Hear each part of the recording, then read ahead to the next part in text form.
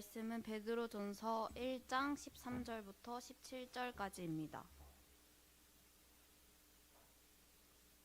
그러므로 너희 마음의 허리를 동이고 근신하여 예수 그리스도께서 나타나실 때에 너희에게 가져다 주실 은혜를 온전히 바랄지어다. 너희가 순종하는 자식처럼 전에 알지 못할 때에 따르던 너의 사욕을 본받지 말고 오직 너희를 부르신 거룩한 이처럼 너희도 모든 행실에 거룩한 자가 되라. 기록되었으니 내가 거룩하니 너희도 거룩할지어다 하셨느니라. 외모로 보시지 않고 각 사람의 행위대로 심판하시는 이를 너희가 아버지라 부른즉 너희가 나그네로 있을 때를 두려움으로 지내라. 아멘.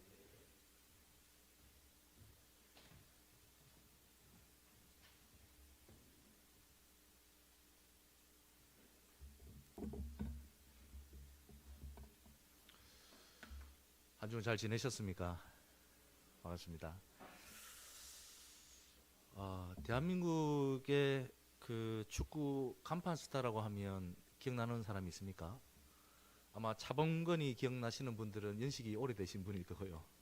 예, 최근에 누가 뭐래도 손흥민 선수가 대한민국 최고의 그 축구 간판 스타라고 다들 인정하실 겁니다. 축구에 관심이 없던 사람도 손흥민을 보려고 축구 경기를 시청할 정도입니다. 저희 아내가 축구에 전혀 관심이 없었거든요. 근데 손흥민 나온다 하면 항상 쳐다봅니다. 예, 그 정도로 참 유명한 선수입니다. 영국에서 활동했지만 최근에 미국으로 옮기고 영국에서 10년 동안 그 주장으로 활동하는 동안 잉글랜드 그 프리미어리그의 득점왕도 차지했다라고 그렇게 우리 언론을 통해서 들으셨을 겁니다. 득점왕을 차지한다는 것은 대단한 거거든요. 그죠? 영국의 전 세계 대표 선수들이 720명 정도가 뛰고 있는데 거기에서 1위를 한다는 것, 그것은 보통 실력으로 이룰 수 없는 그런 성과입니다. 근데 이런 성과를 이루기 위해서 제가 다큐멘터리를 한번 보니까 그 아버지의 헌신과 그 노력이 지대했더라고요. 그 아버지는 20대 젊은 나이에 그 프로 축구 선수에서 은퇴했지만 자신의 선수 시절을 느끼고 생각했던 것들을 하나둘 자신의 아들 손흥민에게 전수하기 시작했다고 합니다. 젊은 사람도 하기 힘든 그 훈련을 아들과 함께 그 소화하기도 했고 또 화려한 축구 기술보다는 기본기를 갖추기 위해서 많은 시간을 들여서 훈련하는 그런 모습을 살펴볼 수가 있었습니다. 이런 수고와 노력들이 쌓여서 손흥민 선수는 찬스 때마다 득점할 기회를 놓치지 않았고 그 결과 득점 왕에 오를 수 있었다라고 저는 생각을 합니다. 운동선수에게 기본기가 중요하듯이 성도들의 신앙도 마음의 자세가 중요합니다. 지금까지 사도 베드로는 첫날 기억나시죠? 우리가 성도의 정체성에 대해서 말씀을 통해서 알려주었습니다. 그리고 그 다음 날에는 구원이 우리가 가지고 있는 받을 구원이 얼마나 신비로운가에 대해서 설명해 하다가 오늘은 우리의 성도가 어떤 마음의 자세로 살아야 하는지를 말씀합니다. 그래서 오늘 본문을 통해서 흩어진 나그네로 세상을 살아갈 우리 성도들의 마음 자세에 대해서 함께 살펴보고자 합니다. 성도의 마음가짐 첫 번째로 주실 은혜를 소망해야 합니다. 13절의 말씀 우리 읽었지만 다시 한 목소리로 읽어보겠습니다. 그러므로 너희 마음의 허리를 동이고 근신하여 예수 그리스도께서 나타나실 때에 너희에게 가져다 주실 은혜를 온전히 바랄지어다. 아멘. 오늘 본문은 구원받은 성도의 삶이 어떠해야 하는지를 구체적으로 밝히고 있습니다. 그 첫 번째가 주실 은혜를 소망해야 한다는 것입니다. 사도 베드로는 부활하신 예수님께서 이 땅에 다시 재림하실 때에 성도가 받을 은혜를 온전히 바랄 것을 우리에게 권면하고 있는 것입니다. 성도는 하나님의 은혜로 구원을 받았고 지금도 여전히 하나님의 보호하심 가운데에 그렇게 살아가는 존재들입니다. 장차 예수 그리스도께서 이 땅에 재림하실 때에는 약속하셨던 하늘의 온전한 은혜를 우리들이 입게 될 것입니다. 언제 예수님께서 이 땅에 재림하실지는 그 누구도 알지 못하지만 성도는 언제나 약속하신 하늘의 온전한 은혜를 소망하며 살아가야 한다는 그러한 말씀입니다. 그 소망을 어떻게 우리 마음속에 품으며 살아갈 수 있을까요? 오늘 본문은 마음의 허리를 동이는 것과 근신할 것으로 나누어서 그렇게 말씀합니다. 본문 한번 띄워주시겠습니까? 네. 마음의 허리를 동이는 것과 근신할 것을 이렇게 나누어서 말씀하고 계시는데, 마음의 허리를 동이는 것은 쉽게 말해서 민첩함이라고 그렇게 설명할 수 있을 것입니다. 우리 과거 이스라엘 백성들이 출애굽하기 전에 유월절 음식을 먹는 방법을 설명한 본문이 있습니다. 출애굽기 12장 11절의 말씀, 너희는 그것을 이렇게 먹을지니 허리에 띠를 띠고 발에 신을 신고 손에 지팡이를 잡고 급히 먹으라. 이것이 여호와의 유월절이니라. 이 본문이 오늘 마음의 허리를 동이는 그 말씀과 동일한 선상에 그 설명해주고 있는 말씀입니다. 당시 애굽의 바로 왕과 맞섰던 긴박한 그러한 상황입니다. 이스라엘 백성들이 입고 있던 긴 옷은 신속하게 애굽을 탈출하는데 방해가 되는 그런 긴 옷입니다. 그런 복장입니다. 그렇기 때문에 긴 옷을 허리띠 안으로 집어넣고 빠르고 민첩하게 애굽을 빠져나갈 수 있도록 그렇게 준비시키셨던 것입니다.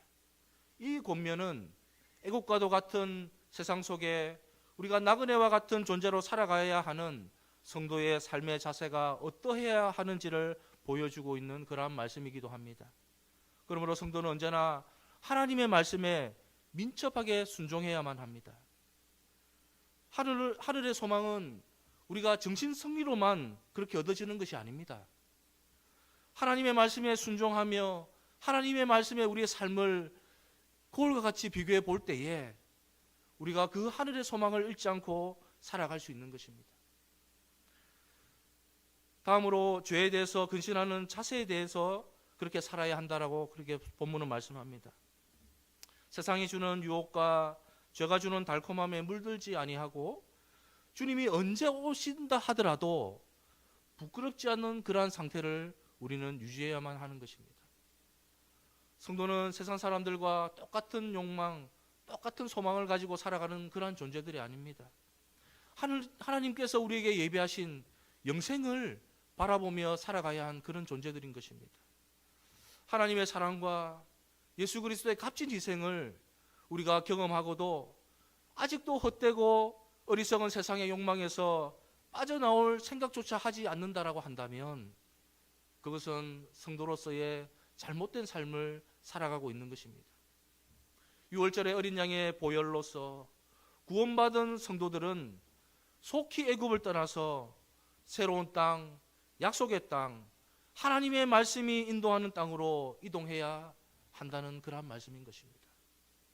마음의 허리를 동이고 근신하는 자세로 하나님이 베풀어 주실 은혜를 온전히 바라고 소망하는 사람들이 되어야 한다는 것입니다. 이 땅에 주님께서 재림하실 때에 우리는 어떤 모습으로 주님 앞에 나아가시겠습니까? 한 주간 삶을 돌아보고 우리의 지금까지 예수 믿으면서 살아왔던 삶의 궤적들을 스스로 돌아보시기 바랍니다. 세상에 썩어져 갈 것을 소망하고 더러운 이익을 탐하고 거짓 것들에 만족했던 것은 지나간 시간들로 충분합니다. 이제부터는 썩지 아니하고 더럽지 아니하고 쇠하지 아니하는 하늘에 간직된 기업만을 소망하시는 성도님들 되시기 바랍니다. 주님이 불러주실 꿈과 같은 그날을 소망하면서 우리가 살아서는 에녹처럼 하나님과 늘 동행하시고 죽어서는 아벨처럼 그 피로 설명할 수 있는, 말할 수 있는 그러한 삶을 살다가 우리가 하늘나라에 가야 하지 않겠습니까? 구름같이 허다한 믿음의 증인들이 함께 주님과 기뻐하면서 영광 중에 뵙게 될 주님을 소망하며 우리가 힘들지만 믿음의 삶을, 거룩한 성화의 삶을 기쁨으로 걸어가시는 그런 복된 성도님들 되시기를 바랍니다. 성도의 마음가짐 두 번째, 거룩함을 추구해야 합니다. 본문 14절에서 16절까지의 말씀 우리 한 목소리로 읽어보겠습니다. 너희가 순종하는 자식처럼 전에 알지 못할 때에 따르던 너희 사욕을 본받지 말고 오직 너희를 부르신 거룩한 이처럼 되었으되 내가 거룩하니 너희도 거룩할지어다 하셨느니라. 아멘. 성도의 마음가짐에 대한 두 번째 권면은 거룩함을 추구하라는 것입니다. 사도 베드로는 구원받기 이전의 행실로 돌아가지 말 것을 우리에게 다시 한번 권면하고 있는 것입니다. 본문에 기록된 순종하는 자식은 3절에 앞에 보면 거듭남과 그리고 4절에 유업, 그리고 뒤에 이어지는 17절에 너희가 아버지라 부르는 것과 한 단어로 연결되어 있습니다. 성도는 거듭나게 되어서 하나님의 아들이 되었고 장차 하나님 나라에서 유업을 얻게 될 것이며 하나님의 특별한 보호하심을 받고 있기 때문에 그렇게 설명하고 있는 것입니다. 여전히 우리가 예수 그리스도를 믿어도 우리 속에는 죄악된 본성이 남아 있습니다. 하지만 그러한 죄악된 본성을 어떻게 누를 수 있습니까? 우리 속에 있는 성령 하나님께서 역사하심으로 우리의 죄악들을 누르고 순결하게 만들어 가신다는 사실을 믿으시기 바랍니다. 성도 안에 잔존하고 있는 죄의 부패성으로부터 거룩하게 하시는 주체가 성령 하나님이시지만 그렇다고 성령 하나님께서 홀로 그렇게 일하시는 것도 아닙니다. 성도들의 믿음과 성도들의 순종을 통해서 그 성령 하나님께서 우리 속에 함께 일하고 계십니다. 그러므로 우리 모든 성도들을 예수 그리스도를 믿는 믿음 위에서 하나님의 말씀에 순종할 때에 하나님이 우리에게 요구하신 그 거룩함을 따라갈 수 있는 것입니다. 레위기 19장 2절은 이렇게 말씀합니다. 우리 한 목소리로 레위기 19장 2절 말씀 한 목소리 읽어보겠습니다. 시작. 너는 이스라엘 자손의 온 회중에게 말하여 이르라. 너희는 거룩하라. 아멘. 성도 여러분, 거룩함이라는 것은 구별됨을 말합니다. 예수 그리스도께서 이 땅에서부터 우리 성도들을 세상으로부터 불러내어서 구별하셨기 때문에 우리 성도들에게 거룩하라고 그렇게 요구하시는 것입니다. 우리는 이미 하나님께 봉헌된 그러한 존재들입니다. 하지만 우리 성도의 거룩함은 구원받는 순간에 완성되어 버리면 얼마나 좋겠습니까? 그렇지만 이 땅에서는 계속해서 성화의 과정을 걸어갈 수밖에 없고 우리가 하늘나라에서 하나님 배울 때에 비로소 온전하게 거룩함이 완성되는 영화의 과정이 완성되기 때문입니다. 그래서 지금도 하나님은 우리 성도들을 온전하고 흠없고 거룩하게 하시기 위해서 쉼없이 우리에게 요구하고 계시고 또 쉼없이 지금도 일하고 계시는 그런 분이십니다. 우리가 매일의 삶에서 죄와 불순종을 회개하면서 날마다 하나님의 은혜를 갈망하는 것도 바로 이러한 이유 때문입니다. 이미 성도는 거룩하게 된 사람이지만 또 다른 한편으로는 여전히 우리 속에 잔존하고 있는 죄의 영향을 받기 때문에 날마다 우리는 죄와 싸우고 날마다 그 죄에 벗어나기 위해서 움직여야 하는 그런 존재들인 것입니다. 우리가 매주 예배 드릴 때에 참회 기도 드리는 이유가 무엇입니까? 죄의 그런 것들을 벗어버리기 위한 그런 발버둥 아니겠습니까? 너희는 거룩하라는 그 하나님의 명령을 우리가 귀가 따갑도록 듣고 있으면 혹시 이런 생각 들지 않습니까? 도대체 하나님께 무슨 유익이 있길래 그렇게도 끊임없이 우리에게 거룩을 요구하실까?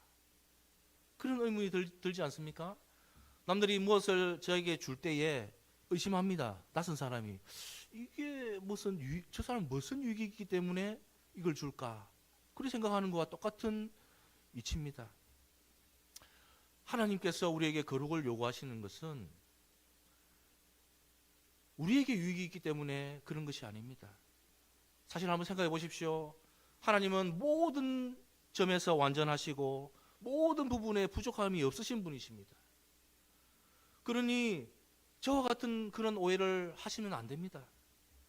성도가 거룩하게 살지 않는 것이 하나님께 무슨 손해가 되는 것도 아닙니다. 성도가 거룩하게 살지 않는다고 해서 하나님께서 괴로우시거나 하나님께 무슨 큰 손해가 되는 것처럼 그렇게 생각해서는 안 된다는 것입니다. 성도에게 끊임없이 거룩하라고 명령하신 이유는 하나님을 위한 것이 아니라 바로 우리들을 위한 것이기 때문입니다. 성도는 거룩함을 추구하며 그렇게 살아갈 때에 하나님 안에서 참된 행복을 누릴 수 있음을 믿으시기 바랍니다. 우리가 하나님께 사랑받고 이웃과도 사랑의 관계를 맺어가면서 하나님이 창조하신 모든 세계를 질서 있고 온유하게 그렇게 다스릴 수 있는 것은 하나님이 우리에게 요구하신 그 거룩함이 없이는 불가능한 일입니다. 잘 생각해 보십시오. 우리가 하나님 안에 있을 때에 이웃과 평안하게 지내고 서로 돌아보고 사랑과 선행을 격려하고 그렇게 할 수 있는 건 아닙니까? 하나님 안에 없는 세상의 사람들 보십시오. 뉴스를 보시면 압니다. 오만 세상의 그런 문제들, 분쟁은 끊이지 않고요. 서로의 다툼과 시기와 질투, 끝나지 않는 그런 소송들이 넘쳐나는 것들을 보면 하나님께서 우리에게 왜 거룩함을 요구하시는지 분명하게 알 수 있는 것입니다. 그렇기 때문에 우리 성도의 가장 큰 의무는 거룩해지는 것이고 그것이 우리가 참된 행복을 누릴 수 있는 유일한 길인 것입니다. 거룩함의 최고의 표본이 되신 예수 그리스도를 믿음으로 우리가 구원을 얻었기 때문에 우리 성도의 가장 큰 소원도 예수 그리스도를 닮아서 하나님의 거룩함을 닮아가는 것이 되어야 합니다. 구원받기 이전에 우리가 추구했던 헛된 욕망들 벗어버리고 예수 그리스도의 형상을 본받아서 거룩하게 살아가시는 그러한 성도님들 되시기를 주님의 이름으로 축복합니다. 성도의 마음가짐 세 번째, 날마다 하나님을 경외해야 합니다. 17절의 말씀 우리 한 목소리로 읽어보겠습니다. 외모로 보시지 않고 각 사람의 행위대로 심판하시는 이를 너희가 아버지라 부른즉 너희가 나그네로 있을 때를. 아멘. 성도의 마음가짐 세 번째 권면은 하나님을 두려워해야 함을 우리에게 말씀하고 있습니다. 오늘 본문을 얼뜻 보면 아버지를 부르는 것과 두려움으로 지내는 것은 서로 어울리지 않는 것처럼 그렇게 느껴집니다. 그러므로 우리가 이 본문을 해석하려고 하면 본문에서 말하는 두려움은 우리가 막연히 가지는 공포감을 말하는 것이 아니라 하나님의 주권적인 통치에 대한 경외심으로 우리는 해석해야만 할 것입니다. 성도에 대한 심판은 하나님의 진노에 바탕을 둔 것이 아니라 하나님의 자녀로 삼으신 사랑을 바탕으로 해야만 그렇게 우리가 하나님을 이해할 수 있습니다. 본문에서 하나님은 사람을 외모로 보시지 않고 각 사람의 행위대로 심판하시는 분임을 우리에게 밝히고 있습니다. 사람이 겉으로 드러나는 모습보다는 우리 마음속에 있는 동기를 보고 그렇게 판단하신다는 그런 의미입니다. 하나님은 절대적으로 정확한 판별 능력을 가지고 계시기 때문에 결코 사람이 하나님을 속일 수가 없습니다. 사도행전 10장 34절과 35절에 베드로는 이렇게 고백합니다. 우리 사도행전 10장 34절과 35절 말씀 한 목소리로 읽어보겠습니다. 베드로가 입을 열어 말하되 내가 참으로 하나님을 외모로 각 나라 중 하나님을 경외하며 의를 행하는 사람은 다 받으시는 줄 깨달았도다. 아멘. 하나님이 외모로 보지 않는다는 그 말씀의 확장된 의미는 이때 당시는 이방인과 유대인을 구분하지 않으신다는 뜻도 함께 포함되어 있었습니다. 그리고 하나님은 우리 성도들에게 책임 있는 삶을 요청하고 계시는 그런 말씀이기도 합니다. 남들에게 잘 보이려고 외식하거나 스스로 거룩한 척 하면서 사람들을 속이려 하려 들지 말고, 그리고 우리 주변의 사람들을 보면 그 사람이 어떠한 일을 하든 어떠한 형편에 있든지 차별하여서 대하지 말라라고 그렇게 말씀하셨습니다. 특별히 예수님은 외식하는 것을 경계하셨습니다. 다른 사람들로부터 좋은 평판을 얻기 위해서 외식적으로 기도하거나 형식적으로 선행을 베푸는 일들에 대해서 맹렬하게 복음서는 비판하셨다는 사실을 기록하고 계시기 때문입니다. 외식적인 신앙생활 어떻습니까? 결국 우리의 신앙을 위선적으로 만들어버립니다.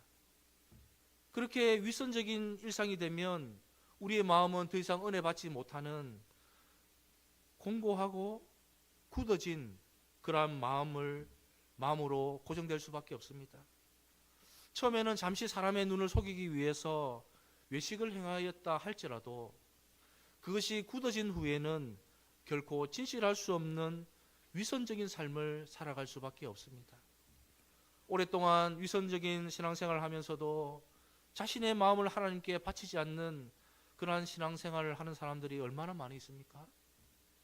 이러한 위선적인 삶이 일상화되면 진실함과는 거리가 있는 그런 삶을 살아갈 수밖에 없습니다.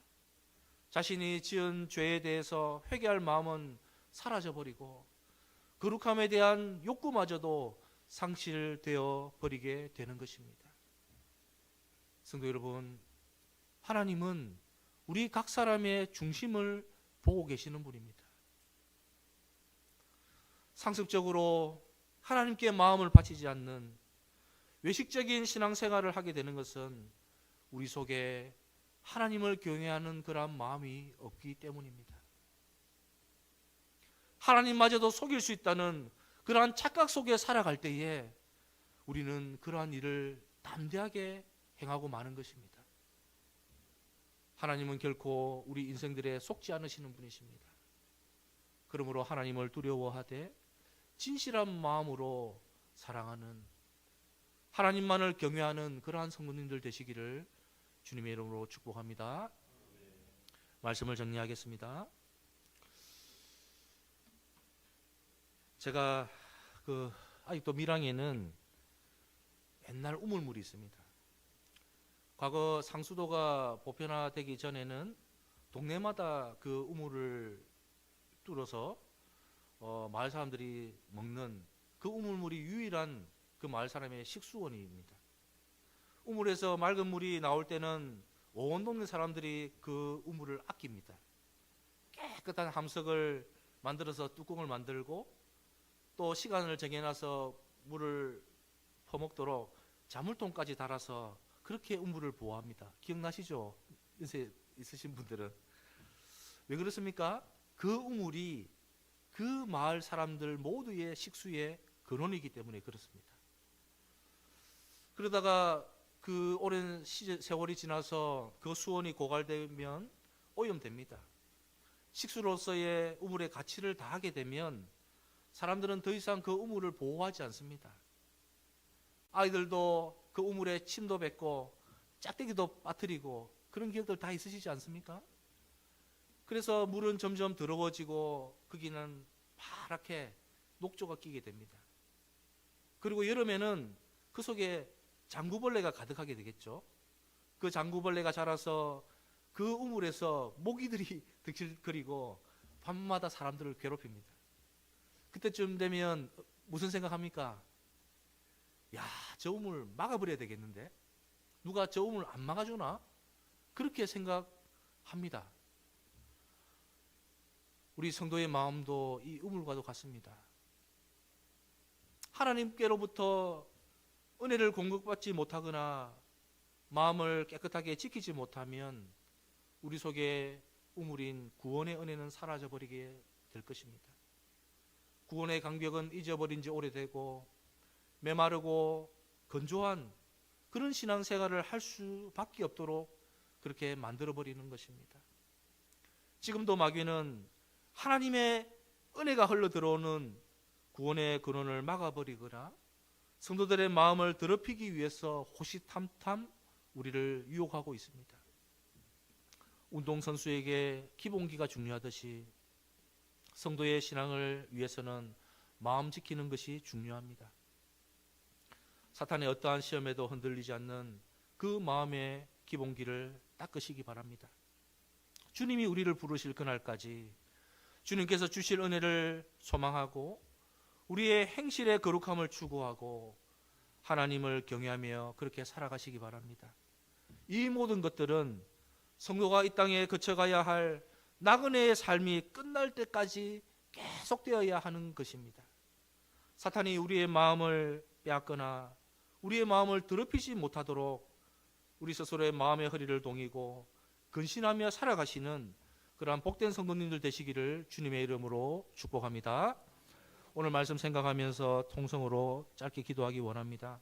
하나님, 우리가 주님 부르실 그날까지 주실 은혜를 소망하고 우리의 행실의 거룩함을 추구하며 하나님을 경외하며 살아가게 해달라고 통성으로 기도드리겠습니다. 하나님 아버지,